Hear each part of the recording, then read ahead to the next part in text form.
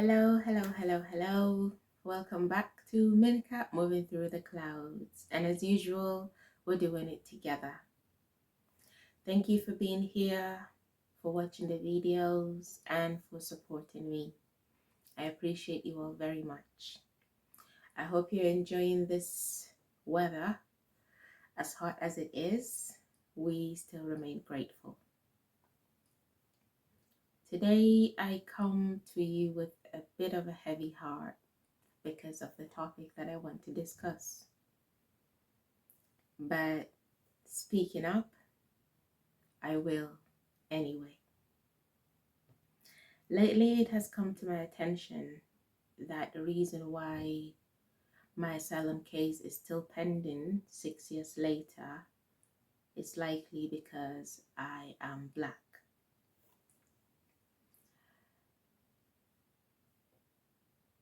When you know one truth, it often opens your eyes to more truth.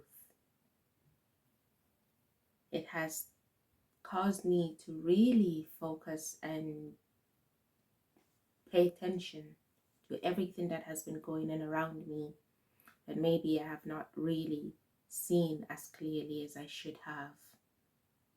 You see, when you think of the world as good, you stay in that delusion, you stay seeing the world through those lenses. You don't even question yourself because you don't want to think those nasty thoughts, because you don't want to infect your innocence. But unfortunately, the world is not as we would like to see it. And as much as I've enjoyed living in my ignorance, I am glad to figure out the truth. I am hurt. I am very disappointed.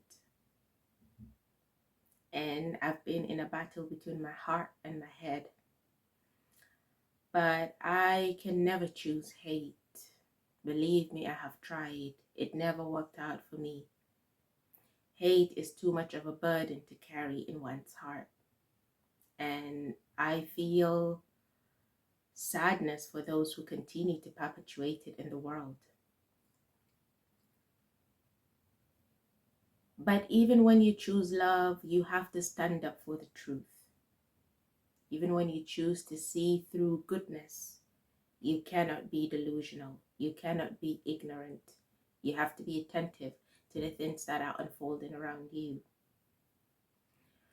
There are groups that entertain and asylum seekers and refugees around the city, and I used to attend a few. I never wanted to keep going back every time I go because it's the same feeling that I get. I was never able to name the feeling or even understand what it was until now.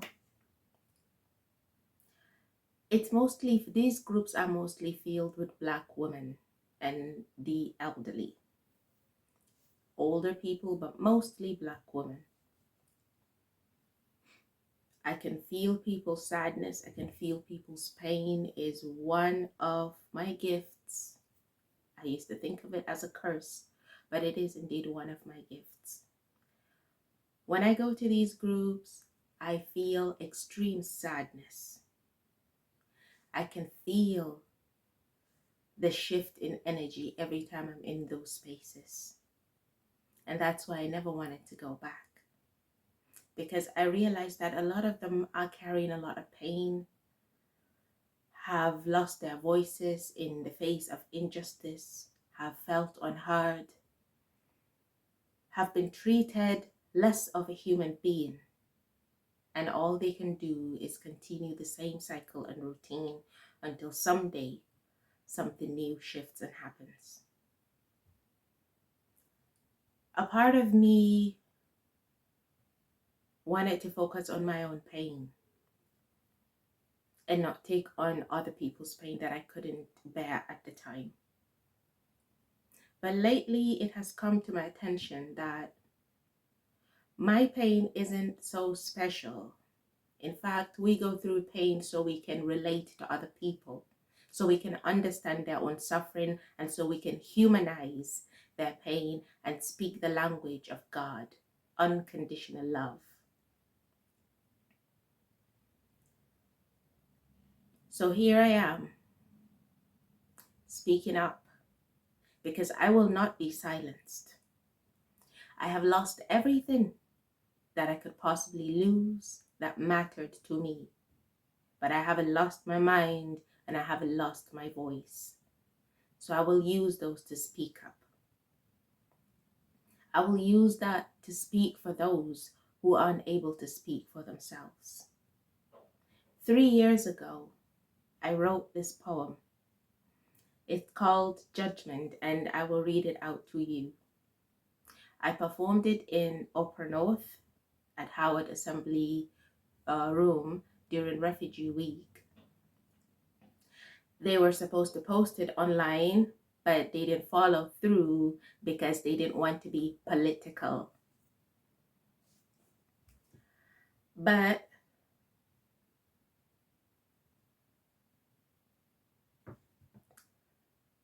neutrality helps the oppressor, never the victim. Silence encourages the tormentor, never the tormented. Ellie Wiesel said that.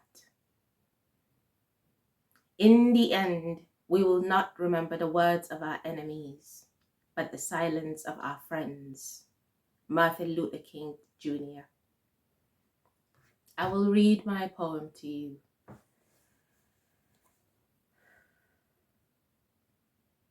There's a voice inside of me that's dying to come out. It roars in my ears, it keeps me up at night, it cracks in my throat. There's a voice inside of me, it moves through the rhythm of my soul when I dance. This voice inside of me is terrified of judgment. The Quran says, "Let not some people among you laugh at others, perhaps they may be better than them." The Bible says, "Do not judge, or you too will be judged." Spirituality advises that we should seek to understand and not to judge, seek to love and not to hurt.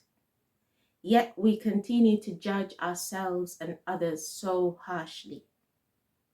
When we judge, we miss a real opportunity to connect, to learn, to teach, to know peace and love.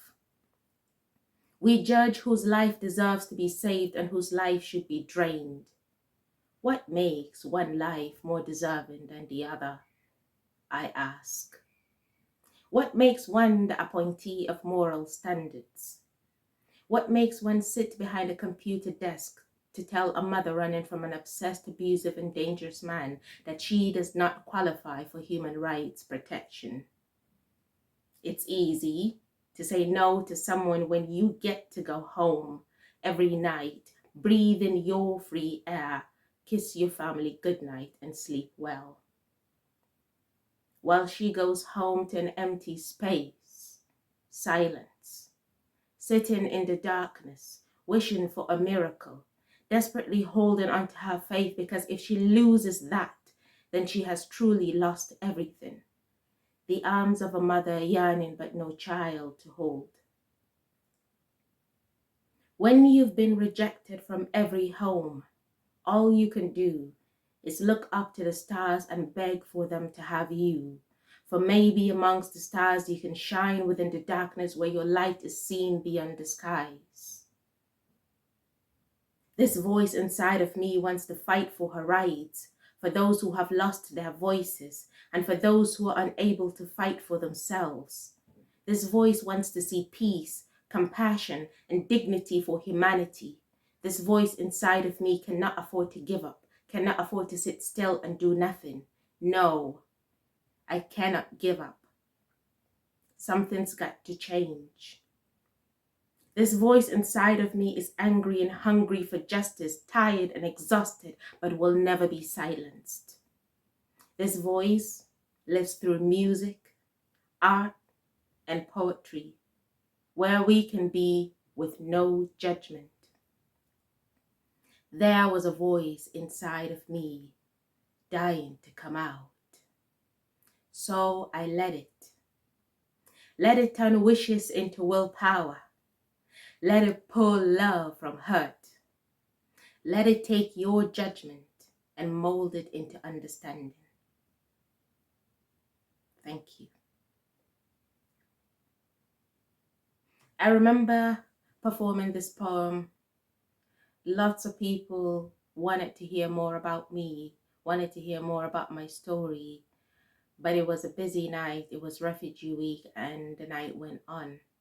I was seriously looking forward to that being shared on their platform because they have a huge platform, especially on YouTube. And I thought that, yes, maybe someone would hear my voice and call attention to some of these things that are happening. At the time, I didn't even know just how much injustice I was in. I just knew that life really has not been very fair. I went from being controlled by my mother to being controlled by my ex-husband to now being controlled by this system that I have been stuck in for 6 years. And all this pain is making me realize other people's pain. I am not the only one. There's many of us in the same situation. A lot of them have lost their voices. They can't speak for themselves, and the people around them also do not speak up.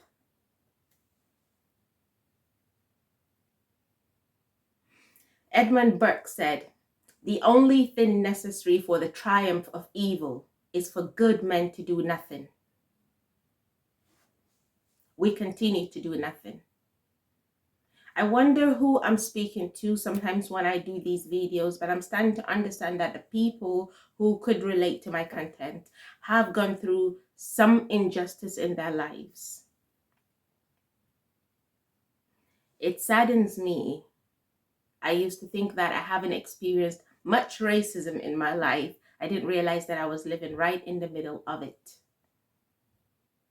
So I'm glad my eyes are opened. They can never go back to sleep. And as much as my ignorance was nice to live in, I cannot be delusional anymore. And I hope that you will not either. Those who sit around and remain neutral in the face of racism or any type of injustice are just waiting for the day some injustice happens to them. I can promise you that. Martin Luther Jr. said,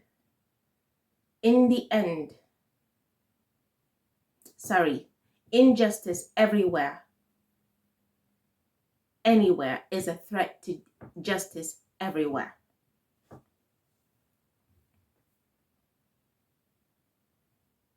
You don't have to wait till it catches up to you. You don't have to wait till you face it or someone you love faces it. You can speak up. You can say something. For those who do not see it happening, for those who refuse to even notice it happening, it's because they are privileged not to experience it right now. But I dare you to speak up. I'm using my voice here so that someone, one of you, will also carry that forward and speak up. Because I cannot afford to sit still and do nothing. Someday I want to reunite with my daughter, but I do not want her to live in a place and experience the same level of racism that I'm still trying to get over. I cannot believe in this day and age we are still fighting against racism. There's so many wars going on around the world, poverty all over the world. But we are still fighting for racism, the color of one's skin.